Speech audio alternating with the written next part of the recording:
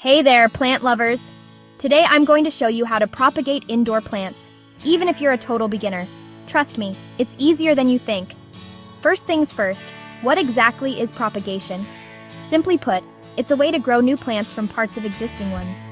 It's fun, rewarding, and a great way to expand your plant collection without spending a dime. Let's start with the basics. Stem cuttings. This is the most common method and works well for plants like pothos, philodendrons, and monsteras. All you need is a healthy plant, a pair of scissors, and some water or soil. Step 1. Identify a healthy stem.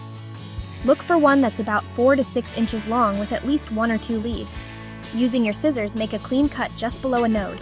That's where the leaf meets the stem. Now, remove the lower leaves to expose the nodes. These nodes are where roots will start to form. If you're using water, place the cutting in a jar, making sure the nodes are submerged, but the leaves stay above water. Put the jar somewhere with bright, indirect light. After a couple of weeks, you should see roots starting to form. Once they're a few inches long, you can transfer your new plant into soil. Just make a small hole, gently place the cutting in, and cover the roots with soil. Give it a good drink of water, and you're all set.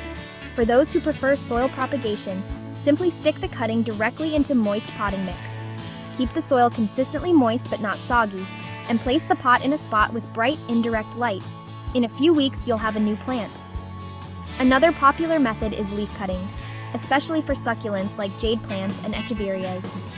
Gently twist off a healthy leaf and let it dry out for a day or two. Once the end callus is over, place it on top of some well-draining soil.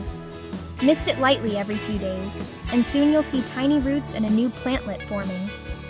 Lastly, let's talk about division. This method is perfect for plants like snake plants and peace lilies that grow in clusters. Carefully remove the plant from its pot and gently separate the roots into smaller sections. Replant each section in its own pot with fresh soil, and you've got multiple new plants. And there you have it. Propagating indoor plants is a fantastic way to grow your collection and share the joy of gardening with friends. Remember, patience is key. Not every cutting will succeed, but with a little practice, you'll get the hang of it. Thanks for watching. If you found this video helpful, don't forget to like, subscribe, and hit the bell icon for more gardening tips. Happy propagating!